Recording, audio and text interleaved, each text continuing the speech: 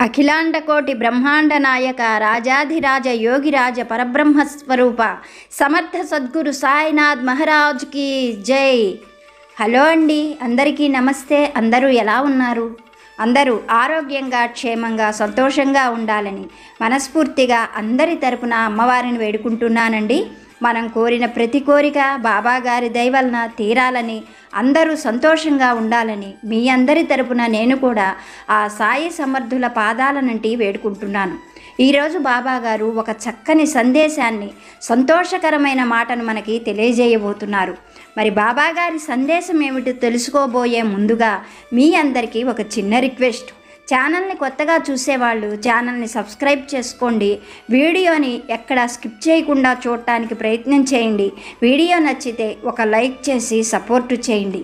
మరి బాబాగారి సందేశం ఏమిటో తెలుసుకుందాము.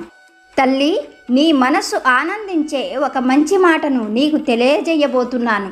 నిన్ను పీడిస్తూ బాధ పెడుతున్న వారిని తొందరలోనే నీకు చాలా దూరంగా శాశ్వతంగా తరిమివేయబోతున్నాను. ఇంకెప్పుడూ కూడా వాళ్ళు నీ జీవితంలోకి రాకుండా నేను చేయబోతున్నాను. అయితే నువ్వు బాగా గుర్తుపెట్టుకోవలసినటువంటి మాట ఒకటి నీకు చెప్పాలి. అది మాత్రం నువ్వు జాగ్రత్తగా విను, గుర్తుపెట్టుకో. ఇప్పటి వరకు కూడా నువ్వు పడినటువంటి బాధలకు కారణం ఏమిటో నీకు నువ్వే జాగ్రత్తగా ఆలోచించు. ఆ కారణం ఏమిటో తెలుసా తల్లి? నీ అమాయకత్వం. ఇంకా చెప్పాలి అంటే నీలోని భయం. చాలాసార్లు నీ అమాయకత్వంతో అవతల వాళ్ళు ఏం చెప్పినా కానీ నువ్వు నమ్ముతున్నావు. అలాగే వాళ్ళు ఏం చెయ్యమన్నా కానీ మారు మాట్లాడకుండా చేస్తున్నావు. ఎందుకంటే నీకు ధైర్యం లేదు, నీలో భయం గూడు కట్టుకొని ఉంది. ఇలా నిన్ను బాధ పెట్టేవాళ్ళు ఏం చెప్పినా మారు మాట్లాడకుండా చెయ్యడం వల్ల నువ్వు వాళ్ళకి పూర్తిగా లోకువైపోయావు. మరొక సమస్య ఏమిటంటే నీ భయమే నీకు పెద్ద శాపం. చిన్న విషయమైనా సరే ఎంతగానో భయపడిపోతావు. వారు నిన్ను బెదిరిస్తూ ఉంటే ఆ బెదిరింపులకు భయపడుతూ అవే విషయాలను గురించి పదే పదే తలుచుకొని మరింతగా బాధపడుతూ ఉంటావు. ఒక్క విషయాన్ని నువ్వు ఎప్పుడైనా గమనించావా? నువ్వు ఎంతగా భయపడుతూ ఉంటావో అవతల వారికి పని అంత సులువుగా జరిగిపోతుంది. పైకి అనకపోయినా నువ్వు బాధపడుతూ ఉంటే వాళ్ళు లోపలే ఆనందిస్తారు. వారి ఆలోచన అంతా కూడా ఒక్కటే. వారికి లేనటువంటి ఆనందం, సంతోషం అవతల వారు ఎప్పుడూ కూడా పొందకూడదు. అంతేకాకుండా తాము పడినటువంటి కష్టాలు, బాధలు, అవమానాలు అవతల వారు కూడా పొందాలి అని పదే పదే వారు కోరుకుంటారు. అందుకోసం వారు ఎంతకైనా తెగించేందుకు వెనకాడరు. అవతల వారు అనుకుంటున్నటువంటి బాధలు పడుతూ ఉంటే, కష్టాలు పడుతూ ఉంటే పైశాచికమైన ఆనందాన్ని పొందుతూ లోలోనే సంతోషిస్తూ ఉంటారు. తామేదో గొప్ప ఘనకార్యం సాధించామో అన్నట్లుగా వీళ్ళు భావిస్తూ ఉంటారు. వీళ్లకు ఏమాత్రము జాలి, దయ అనే లక్షణాలు మచ్చుకైనా ఉండవు. వీళ్లకు మంచిగా చెబితే ఏ మాత్రము కూడా వినిపించుకోరు. వీళ్లకు చెప్పవలసిన రీతిలో, చెప్పవలసిన పద్ధతిలోనే సమాధానం చెప్పి బయటకు సాగనంపాలి. కొన్నిసార్లు ఇటువంటి వాళ్లను మోసంతోనో, మాయతోనో, భయపెట్టో దూరంగా తరిమివేయాలి. ఎందుకంటే ఇలాంటి వాళ్ళ వల్ల జీవితాలు శాశ్వతంగా నాశనమైపోతాయి, నరకంగా మారిపోతాయి. వారికి కావలసింది, వాళ్ళు కోరుకున్నది కూడా అదే. అందుకనే నేను నిన్ను పదే పదే హెచ్చరిస్తూ ఉంటాను. నిన్ను రక్షించుకోవడం కోసం ఎల్లప్పుడూ నేను నీతోనే ఉంటాను. సమయం వచ్చినప్పుడు ఇలాంటి వారిని నీ నుండి దూరంగా, నీ జీవితంలోకి ఇంక ఎన్నడూ కూడా రాకుండా శాశ్వతంగా దూరం చేయగలను. కనుక కన్నీరు తుడుచుకొని ఆనందంగా ఉండు. నిన్ను ఇప్పటి వరకు పీడిస్తూ బాధ పెడుతున్న వారిని త్వరలోనే నీ నుండి దూరంగా పంపించి వేయబోతున్నాను. ఇది ఖచ్చితంగా జరుగుతుంది. తొందరలోనే నీ మనసు సంతోషించేటువంటి ఈ సంఘటనను నువ్వు చూడగలవు. నా పైన నీకున్నటువంటి నమ్మకానికి ఇది నీ సాయి నీకు ఇచ్చేటువంటి గొప్ప కానుక అని బాబాగారు ఒక చక్కని సందేశాన్ని మనకి అనుగ్రహించారు. మన జీవితంలో ఒక భాగమై నిత్యము మనతోనే ఉంటూ మనల్ని బాధ పెడుతూ, కష్టపెడుతూ లోలోన ఆనందించేటువంటి వారు ఎంతోమంది ఉన్నారు. అటువంటి వారు మనం ఏమీ చెయ్యలేకపోవచ్చు. కానీ బాబాగారు సమయం వచ్చినప్పుడు అటువంటి వారిని మన జీవితం నుండి శాశ్వతంగా తొలగించి వేస్తాను అని గొప్ప సందేశాన్ని అనుగ్రహిస్తున్నారు. మరి బాబాగారు అటువంటి కార్యాన్ని ఎలా చేయగలరో, బాబాగారి సందేశం ద్వారా మనకి ఏం తెలియజేయబోతున్నారో ఒక చక్కని కథ రూపంలో సాయి అనుగ్రహంతో తెలుసుకోవడానికి ప్రయత్నం చేద్దాం. వీడియోని ఎక్కడా స్కిప్ చేయకుండా చూడండి. నచ్చితే ఒక లైక్ చేసి సపోర్టు చేయండి. నన్ను సపోర్టు చేస్తున్న అందరికీ మరొక్కసారి హృదయపూర్వక ధన్యవాదాలు. పూర్వం ఒక గ్రామంలో మంగయ్య, భాగ్యమ్మ అనే రైతు దంపతులు ఉండేవారు. వారు గొప్ప ధనవంతులు కాదు గాని వారు ఉండేందుకు ఒక చిన్న పెంకుటిల్లు, కొంత పొలము, పశువులు ఉన్నాయి. వాటితోటే వాళ్ళు సంతోషమైన జీవితం గడుపుతూ ఉండేవారు. మంగయ్య, భాగ్యమ్మకు పెళ్లి జరిగి చాలా కాలమైన సంతానం మాత్రం కలగలేదు. భాగ్యమ్మ సంతానం కోసం ఎన్నో పూజలు చేసింది, ఎన్నో నోములు నోచింది, వ్రతాలు చేసింది. అయినా కానీ వాళ్లకు సంతానం కలగలేదు. ఇంకా సంతానం కలుగుతుంది అన్న ఆశ కూడా ఆ దంపతులలో అడుగంటిపోయింది. కానీ భాగ్యమ్మ ప్రతినిత్యము దైవాన్ని తలచుకుంటూ తనకు ఒక్క బిడ్డనైనా ప్రసాదించమని పదే పదే దైవాన్ని వేడుకునేది. ఇలా కాలం జరుగుతూ ఉండగా ఒకనాడు ఆ గ్రామానికి ఒక గొప్ప సాధువు వచ్చాడు. ఆయనకు ఎన్నో మంత్ర విద్యలు తెలుసు. ప్రజలకు ఉన్నటువంటి ఏ కష్టాలైనా తొలగిపోయేందుకు తగినటువంటి పరిష్కారాలను చక్కగా చెప్పేవాడు. అలా ఆ సాధు పురుషుడు ఎప్పుడూ కూడా ఎక్కడా ఒక్క దగ్గరే ఉండేవాడు కాదు. హిమాలయాల నుండి రామేశ్వరానికి ప్రయాణం చేసేవాడు. అలాగే తిరిగి రామేశ్వరం నుండి హిమాలయాలకు ప్రయాణం చేసేవాడు. దారి మధ్యలో ఉన్నటువంటి గ్రామాలలోని ప్రజలను కలుసుకునేవాడు. వాళ్ళకున్నటువంటి కష్టాలు పోగొట్టే చక్కని ఉపాయాలను వాళ్ళకి తెలియజేసేవాడు. అలా గ్రామ సంచారం చేస్తున్నటువంటి ఆ సాధు పురుషుడు భాగ్యమ్మ దంపతులు ఉన్నటువంటి గ్రామానికి వచ్చాడు. ఎంతో గొప్ప తపశ్శక్తి ఉన్నటువంటి ఆ సాధు పురుషుడు తమ గ్రామానికి వచ్చాడు అని తెలుసుకున్నటువంటి భాగ్యమ్మ దంపతులు ఎంతగానో సంతోషించారు. ఒక సాయంకాలం వేళ ఆ సాధు పురుషుణ్ణి దర్శించుకున్న తరువాత భాగ్యమ్మ ఆయన పాదాలు పట్టుకొని, స్వామి, ఎంతో కాలం నుండి సంతానం లేక విలవిలలాడిపోతున్నాను. నేను చెయ్యని పూజ లేదు, మొక్కని దైవం లేదు, కానీ నాకు సంతాన భాగ్యం ఏ ఒక్కరూ ప్రసాదించడం లేదు. నాకు నిజంగా సంతాన యోగం ఉన్నదా లేదా? నేను ఏం చేస్తే చక్కని సంతానం పొంది తల్లినవుతాను? మీరే దయచేసి నాకేదైనా మంచి మార్గం చూపించండి స్వామి అంటూ ఆ సాధువుని వేడుకున్నది భాగ్యమ్మ. ఆమె బాధను అర్థం చేసుకున్న ఆ సాధువు చిరునవ్వుతో భాగ్యమ్మ హస్తరేఖలను పరిశీలించి, తల్లి, నీకు చక్కని సంతాన యోగం భగవంతుడు ముందుగానే లిఖించి ఉంచాడు. ఇప్పటి వరకు నీకు సంతానం కలగకపోవటానికి కారణం నీ పూర్వజన్మకృత పాపం. అది తొలగిపోతే నీకు చక్కటి సంతానం కలుగుతుంది. నువ్వు ఎన్నో పూజలు చేశావు, ఎన్నో నోములు నోచావు, ఎన్నో ప్రయత్నాలు చేశావు, కానీ చేయవలసిన పనిని మాత్రం చెయ్యలేకపోయావు. ఇప్పటికైనా నువ్వు మించిపోయింది లేదు. నేను చెప్పినట్లుగా చేస్తే మీకు చక్కని సంతానం కలుగుతుంది. మీ గ్రామానికి దూరంగా కొండపైన ఉన్నటువంటి అభయాంజనేయ స్వామి దేవాలయానికి సూర్యోదయానికన్నా ముందుగానే నువ్వు వెళ్ళు.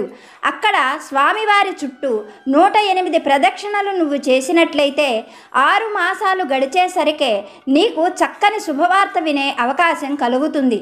స్వామివారి అనుగ్రహంతో నీకు ఒక మగపిల్లవాడు, ఆడపిల్ల, చక్కని సంతానం కలుగుతుంది. ఈ మాట నాకు నేనుగా చెబుతున్నటువంటి మాట కాదు. ఆ స్వామివారు నా నోట మీకు ఈ మాట చెప్పిస్తున్నారు.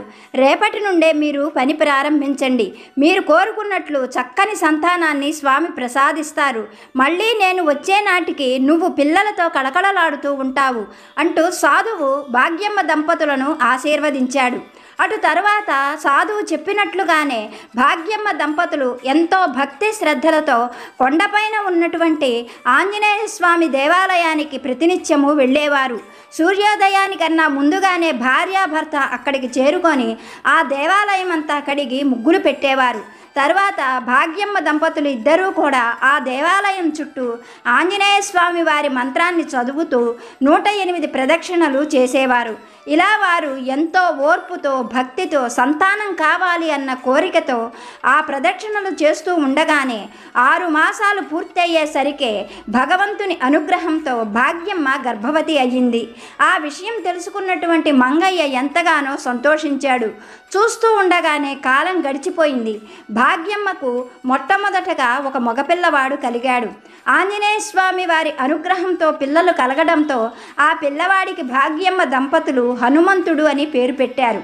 అలా జరిగిన 1 సంవత్సరం తర్వాత వారికి ఒక ఆడపిల్ల కలిగింది. ఆ పిల్లకు సుందరి అని పేరు పెట్టారు. పిల్లలిద్దరినీ కూడా ఎంతో ప్రేమగా కంటికి రెప్పల్లాగా కాపాడుకునేవారు భాగ్యమ్మ దంపతులు. తమకు కలిగినటువంటి భాగ్యానికి ఆ ఆంజనేయ స్వామే కారణమని, ఆ సాధువు రూపంలో వచ్చి తమని అనుగ్రహించాడని చెప్పుకుంటూ పొంగిపోయేవారు. మొదట పుట్టిన మగపిల్లవాడైన హనుమంతు చాలా తెలివైనవాడు, బాగా లోకజ్ఞానం కలిగినవాడు. చదువు సంధ్యలలో ఆటపాటలలో ఎంతో చురుకుగా ఉండేవాడు. అంతేకాకుండా చెల్లెలు సుందరి అంటే పంచప్రాణాలు. చెల్లెలకి ఏ చిన్న కష్టం వచ్చినా ఒప్పుకునేవాడు కాదు. అలాగే ఆడపిల్ల అయినటువంటి సుందరి పేరుకు తగినటువంటి అమ్మాయి, బాగా అమాయకురాలు, అన్నిటికీ మించి భయస్థురాలు. ఆ భయం వల్లనే బయటికి వెళ్ళలేక సుందరి పెద్దగా చదువుకోలేకపోయింది. ఇంట్లోనే ఉంటూ తల్లికి చేదోడు వాదోడుగా ఉండేది. ఇంట్లో వంట పనులు, మిగిలిన అన్ని పనులు కూడా చాకచక్యంగా చేసేది. ఇల్లు చక్కదిద్దుకోవడంలో సుందరి తర్వాతే ఎవరైనా అన్న పేరు తెచ్చుకుంది సుందరి. ఇలా చూస్తూ ఉండగానే వారాలు, నెలలు, సంవత్సరాలు గడిచిపోయాయి. హనుమంతుడు, సుందరి పెరిగి పెద్దవాళ్ళయ్యారు. సుందరి పెళ్ళీడు అమ్మాయి అయ్యింది. ఆ అమ్మాయికి గొప్పింటి సంబంధంతో పెళ్లి చేయాలని, మంచి ఉద్యోగం చేసే అబ్బాయికిస్తే తమ కూతురు సుఖపడుతుంది అన్నది భాగ్యమ్మ దంపతుల ఆలోచన. అందుకు గాను వాళ్ళు తమకున్నటువంటి పొలాన్ని, బంగారాన్ని అమ్మైనా సరే గొప్పగా కట్న కానుకలు ఇస్తాము అని చెప్పి, మంచి సంబంధం ఏదైనా ఉంటే చెప్పమని తెలిసినటువంటి వాళ్లకు, స్నేహితులకి అందరికీ కూడా చెప్పారు. అలా వాళ్ళ ప్రయత్నాలు వాళ్ళు చేస్తూ ఉండగానే భాగ్యమ్మ దంపతులు ఉండేటువంటి ఆ గ్రామానికి 50 ఆమడల దూరంలో ఒక నగరం ఉన్నది. ఆ నగరంలో రామానుజం అనే ఒక యువకుడు ఉన్నాడు. అతను జమీందారు గారి దివాణంలో ఎంతో గొప్ప ఉద్యోగం చేస్తూ ఉన్నాడు. అతనికి ఇంకా పెళ్లి కాలేదు. అతని మేనమామే పెంచి పెద్ద చేశాడు. రామానుజానికి చిన్నతనంలోనే తల్లి తండ్రి చనిపోవటంతో రామానుజం మేనమామే అన్నీ తానే అయ్యి రామానుజాన్ని ఎంతో గారాబంగా పెంచాడు. రామానుజం చిన్నతనం నుండే చదువుల్లోనూ తెలివితేటల్లోనూ ఎంతో గొప్పగా ఉండేవాడు. ఆటపాటల్లో కూడా ఎంతో చురుకుగా ఉండేవాడు. అతని తెలివితేటలు, చదువు పట్ల రామానుజానికి ఉన్న శ్రద్ధ చూసి వాళ్ళ మేనమామ అతన్ని కాదు అనకుండా గొప్పగా చదివించాడు. అలా రామానుజం చదువు పూర్తయ్యేసరికే రామానుజానికి జమీందారీ గారి దివాణం నుంచి కబురు వచ్చింది. అలా జమీందారీ గారి దివాణంలో చదువు పూర్తి కాకుండానే రామానుజానికి ఒక మంచి ఉద్యోగం లభించింది. అది తెలుసుకున్నటువంటి రామానుజం మేనమామ ఎంతగానో సంతోషించాడు. అతనికి ఒక చక్కని అమ్మాయితో వివాహం చేస్తే అతనికి ఉన్నటువంటి లోటు పూర్తయిపోతుందని, తల్లిదండ్రులు లేరు అన్న బాధ తొలగిపోతుంది అని భావించి రామానుజానికి పెళ్లి చేయడం కోసం, మంచి సంబంధం కోసం తెలిసిన వారందరికీ కూడా చెప్పి ఉంచాడు రామానుజం మేనమామ. అలా వాళ్లకు సుందరి సంబంధం తెలియడంతో రామానుజం మేనమామ తమతోటి వాళ్ళను కొంతమందిని వెంట పెట్టుకొని భాగ్యమ్మ దంపతుల గ్రామానికి వచ్చాడు. అక్కడ వాళ్ళు చేసినటువంటి మర్యాదలన్నీ చూసి ఎంతగానో సంతోషించాడు. అన్నిటికన్నా ముఖ్యంగా సుందరి అందచందాలు, వినయ విధేయతలు చూసి సుందరి రామానుజానికి తగినటువంటి అమ్మాయి అని భావించుకొని ఒకనాడు రామానుజాన్ని కూడా ఆ గ్రామానికి తీసుకొని వచ్చాడు. రామానుజం మేనమామతో పాటుగా వచ్చి సుందరిని చూసి ఎంతగానో ఇష్టపడ్డాడు. తనకు సుందరి నచ్చిందని, ఆ అమ్మాయిని వివాహం చేసుకుంటాను అని చెప్పడంతో మేనమామ కూడా ఎంతగానో సంతోషించి ఒక శుభముహూర్తం నిర్ణయించి ఆ శుభముహూర్తానికి పెళ్లి ఏర్పాట్లు చేసుకోమని భాగ్యమ్మ దంపతులకు కబురు పెట్టాడు రామానుజం మేనమామ. వాళ్ళు కూడా ఆ వార్త కోసమే ఎదురు చూస్తున్నారు కనుక తమ శక్తికి మించి కట్న కానుకలను రామానుజానికి ఇచ్చి గొప్పగా ఘనంగా వివాహం చేశారు. అలా రామానుజానికి వివాహం జరిగిన తరువాత అత్తగారి ఇంటనే 1 నెల రోజుల పాటు ఎంతో సంతోషంగా గడిపాడు రామానుజం. ఆ తరువాత అత్తగారి వాళ్లతో, భార్యతో, అందరితో కూడా తొందరలోనే పట్నంలో ఒక మంచి ఇల్లు అద్దెకి తీసుకుంటాను అని చెప్పి తన దారిన తను నగరానికి చేరుకున్నాడు. అలా నగరానికి చేరుకున్నటువంటి రామానుజం ప్రతినిత్యము కూడా అద్దె ఇల్లు కోసం ఆ నగరంలో ఎంతగానో శ్రమించాడు. ఆ నగరం చాలా అందమైనటువంటి నగరం, విశాలమైన నగరం. ఎన్నో వసతులు ఆ నగరంలో ఉండటం చేత ఆ నగరం ఎప్పుడూ జనంతో రద్దీగా ఉండేది. ఆ నగరంలో ఇల్లు దొరకటం చాలా కష్టమని రామానుజానికి అర్థమైంది. అందుకోసమని రామానుజం కొత్తగా పెళ్ళైన వాడు కనుక తన స్థాయికి తగినట్లుగా నగరానికి వెలుపల ఒక 3 గదుల ఇల్లు అద్దెకి తీసుకున్నాడు. ఆ తరువాత సుందరిని కాపురానికి పంపించమని మంగయ్య దంపతులకు తన మేనమామ చేత కబురు పంపించాడు. అలాగే మంగయ్య దంపతులు సుందరికి సారె ఇచ్చి మరీ ఘనంగా కాపురానికి పంపించారు. అలా కాపురానికి వచ్చిన సుందరిని చూసి రామానుజం సుందరితో, నేను ఈరోజు సాయంకాలం వరకు ఇంటికి రాను. నువ్వు నీ సామానంతా కూడా ఈ 3 గదులలో చక్కగా సర్దుకో. సాయంకాలం నువ్వు వంట చేయవలసిన అవసరం లేదు. మా స్నేహితుడు మనల్నిద్దరినీ భోజనానికి రమ్మని మరీ చెప్పాడు. మనకు కొత్తగా వివాహమైంది కనుక సాయంకాలం మనం దేవాలయ దర్శనం చేసుకొని మా స్నేహితుడి ఇంటికి వెళదాం. నేను వచ్చేసరికి నువ్వు చక్కగా అలంకరించుకొని సిద్ధంగా ఉండు అని చెప్పి రామానుజం తన దారిన తను కొలువుకు వెళ్ళిపోయాడు. రామానుజం వెళ్ళిపోగానే సుందరి ఆ గదులన్నీ కూడా తిరిగి చూసుకుంది.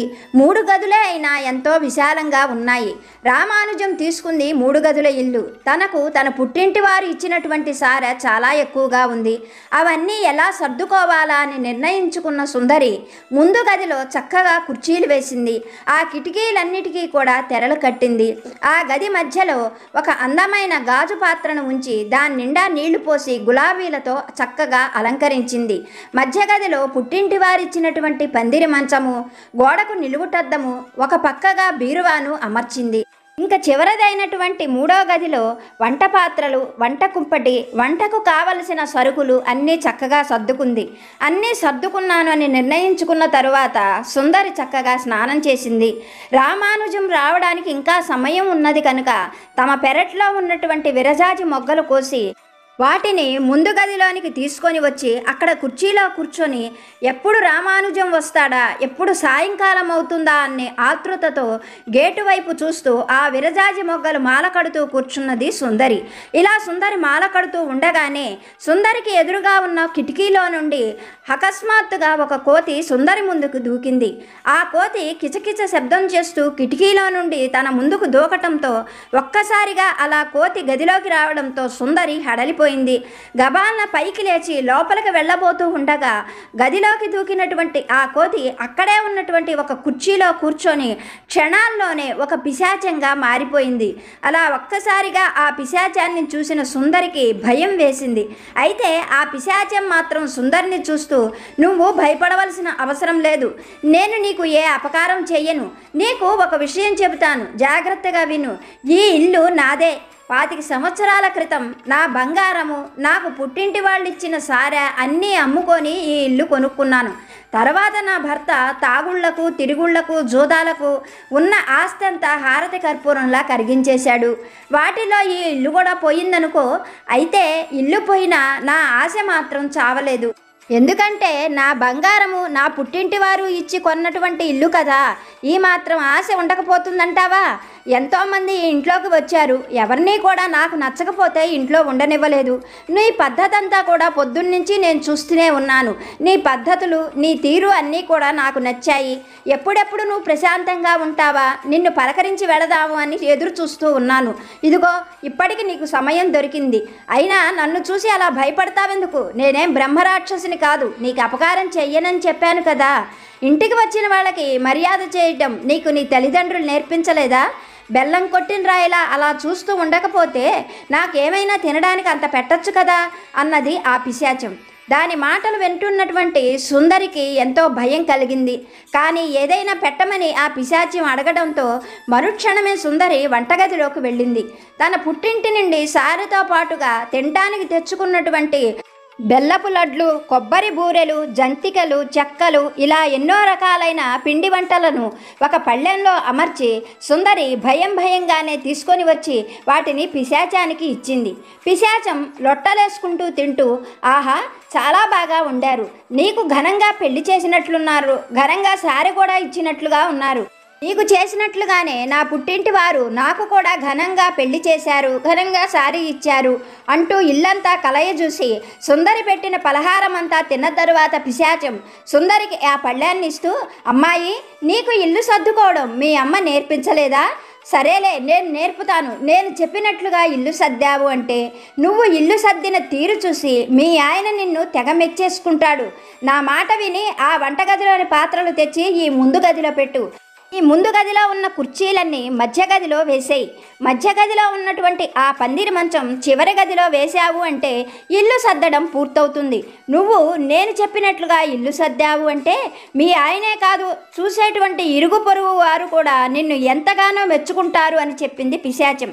పిశాచం చెప్పిన మాటలు విన్న సుందరి అలా సర్దితే ఇల్లు బాగుండదని, ఆయనకు నచ్చదని, తనను కోప్పడతాడని ఎన్నో రకాలుగా నచ్చజెప్పాలని ప్రయత్నించింది. కానీ పిశాచం కస్సును పైకి లేస్తూ, సుందరి, నువ్వు అనుకున్నంత మంచిదాన్ని కాదు, ఈ ఇల్లు నాది. నేను చెప్పినట్లుగా గనక నువ్వు లేకపోయావు అంటే తెలుసు కదా నేనేం చెయ్యగలను అన్నది. సుందరి పిశాచం మాటలకు భయపడిపోయి అప్పటికప్పుడే పిశాచం చెప్పినట్లుగా మళ్ళీ ఇల్లు సర్దడం మొదలుపెట్టింది. అలా సర్దేసరికే సాయంకాలం అయిపోయింది. అలా ఆ రోజు ఇల్లు 2 సార్లు సర్దడం వల్ల సుందరి పూర్తిగా అలసిపోయింది. సాయంకాలం అవుతూ ఉండగా గేటు శబ్దం వినిపించడంతో పిశాచం గేటు వైపు చూసి సుందరిని చూస్తూ, నీ మొగుడు వస్తున్నట్లున్నాడు. నా విషయం నీ భర్తతో చెప్పాలని ప్రయత్నించినా, చెప్పడానికి ఏమైనా సూచనలు చేసినా నేను మీ ఇద్దరిని కూడా బ్రతకనివ్వను. తెలుసు కదా నేను ఆట్టే మంచిదాన్ని కాదు.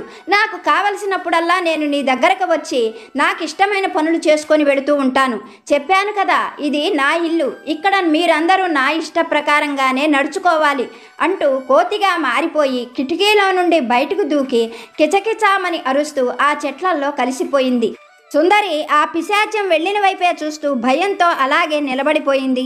లోపలికి వచ్చినటువంటి రామానుజం సుందరి ఇల్లు సర్దిన తీరు చూస్తూ నిర్ఘాంతపోతూ సుందరితో ఈ విధంగా చెప్పాడు. సుందరి, ఇల్లు ఎవరైనా ఇలా సర్దుతారా? నేను ఎంతోమంది ఇల్లు చూశాను, కానీ ఎవరు ఇల్లు ఇలా సర్దంగా చూడలేదు. మీ అమ్మా నాన్న నువ్వు ఇల్లు పని బాగా చేస్తావని చెప్పారు, కానీ నువ్వు ఇల్లు సర్దిన ఈ తీరు చూస్తుంటే నాకు చాలా అసహ్యంగా ఉన్నది. మళ్ళీ ఇల్లు సర్దవలసిందే, తప్పదు అంటూ అప్పటికప్పుడే చిరాకు పడుతూ మళ్ళీ సామానంతా కూడా తనకు నచ్చినట్లుగా సర్దడం మొదలుపెట్టాడు రామానుజం. అతనికి సహాయంగా ఉన్నది సుందరి. అలా వాళ్ళు ఇల్లు మళ్ళీ సర్దడం మొదలు పెట్టేసరికే ఆ రోజు రాత్రివేళ అయ్యింది. అంత రాత్రివేళ స్నేహితుడింటికి భోజనానికి వెళ్ళడం ఏమాత్రం మర్యాద కాదని భావించిన రామానుజం ఆ రాత్రివేళ కాసిన మజ్జిగ తాగి అలాగే నిద్రపోయాడు. తెల్లవారిన తర్వాత నిద్రలేచిన రామానుజం రాత్రి జరిగిన విషయం తలుచుకొని సుందరిని దగ్గరికి తీసుకుంటూ, సుందరి, రాత్రి జరిగిన విషయాన్ని మనస్సులో ఉంచుకోకు. ఇల్లు అలా సర్దితే నాకు ఎంతో బాధగా అనిపించింది. సరే, నేను మధ్యాహ్నం భోజనానికి వస్తాను. రాత్రి కూడా నువ్వు వంట చేయలేదు, నాకు బాగా ఆకలిగా ఉన్నది. తొందరగా వంట చేసేయి, మధ్యాహ్నం నేను తొందరగా వస్తాను అని చెప్పి రామానుజం తన దారిన తను కొలువుకు వెళ్ళిపోయాడు. రామానుజం అలా చెప్పి వెళ్ళిపోగానే సుందరి ఇల్లంతా కూడా శుభ్రం చేసుకుంది. వంట పని చేయడానికి వంటగదిలోకి వెళ్ళి వంట చేయడం మొదలు పెడుతూ ఉండగానే అప్పటి వరకు కోతి రూపంలో ఉన్న పిశాచం సుందరి గదిలోకి వచ్చి సుందరి పక్కన ఉన్న పీట తీసుకొని మళ్ళీ పిశాచంగా మారి ఆ పీట పైన కూర్చొని, రాత్రి నుండి బాగా ఆకలిగా ఉన్నది, ఆకలి నన్ను దహించి వేస్తున్నది, నాకు తినడానికి ఏమైనా పెట్టు అంటూ సుందరి చేత పిండి వంటలు పెట్టించుకొని చక్కగా తింటూ సుందరితో, ఈరోజు నేను చెప్పినట్లు వంట చెయ్యి, నువ్వు చేసిన వంట తిని మీ ఆయన నిన్ను తెగ మెచ్చుకుంటాడు, నెత్తిని పెట్టుకొని తిరుగుతాడు అంటూ పప్పులో దోసెడు పంచదార పోయించింది, పులుసులో దోసెడు కారం వేయించింది. అలాగే కాకరకాయ కూరలో కారం బదులుగా ఉప్పు కలిపి వాటిని ఉడికించి అక్కడ పెట్టింది.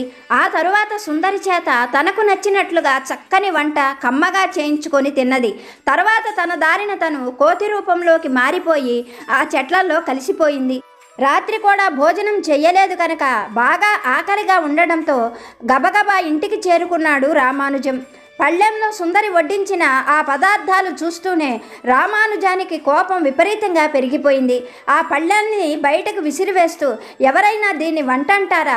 ఇది వంట కాదు, ఎండు చెత్త. నా కర్మ కొద్దీ నేను నిన్ను పెళ్లి చేసుకున్నాను. నీకు ఇంటి పని వంట పని బాగా వచ్చని నీ పుట్టింటి వారు నా మేనమామ చెప్పడంతో నమ్మి నిన్ను పెళ్లి చేసుకొని తప్పు చేశాను. నీకు ఇల్లు సర్దడమే కాదు, వంట చేయడం కూడా రాదు. ఇదంతా కూడా నా కర్మ అంటూ సుందరిని అసహించుకొని అప్పటికప్పుడే బయటికి లేచి వెళ్ళిపోయాడు రామానుజం. అలా రామానుజం బయటికి వెళ్ళిపోవడంతో సుందరి కన్నీళ్లు పెట్టుకుంటూ వంటగదంతా శుభ్రం చేసుకుంది. అలా ఆ రోజు నుండి సుందరి చేత పిచ్చి పనులన్నీ చేయించేది పిశాచం. సుందరిని రామానుజం తిడుతూ ఉంటే, ఆమెను దగ్గరగా తీసుకోకుండా అసహించుకుంటూ ఉంటే పిశాచం చెట్టుపై నుండి చూసి చాలా ఆనందిస్తూ ఉండేది. ఈ పిశాచం బాధలు భరించలేని సుందరి ఒకరోజు రాత్రి భర్త రామానుజంతో, నేను నా పుట్టింట 4 రోజులు ఉండి వస్తాను, నాకు ఏమాత్రం మనస్సు బాగోలేదు అని చెప్పింది.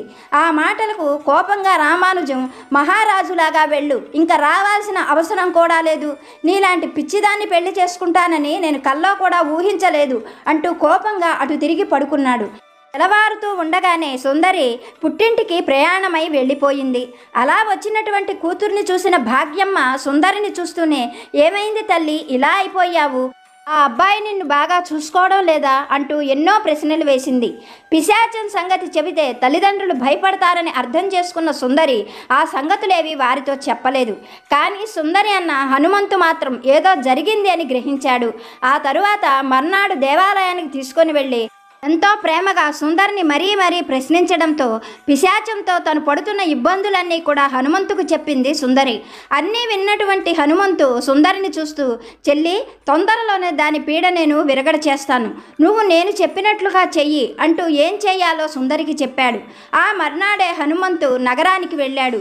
కొలువు పూర్తి చేసుకొని బయటకు వస్తున్న రామానుజం హనుమంతుణ్ణి చూస్తూనే, ఏం బావా, నీ మతిలేని చెల్లెలు చేసిన పనులకు నేను ఇంకా ఉన్నానా పోయానా అని చూసేందుకు వచ్చావా అంటూ బాధపడుతూ అడిగాడు.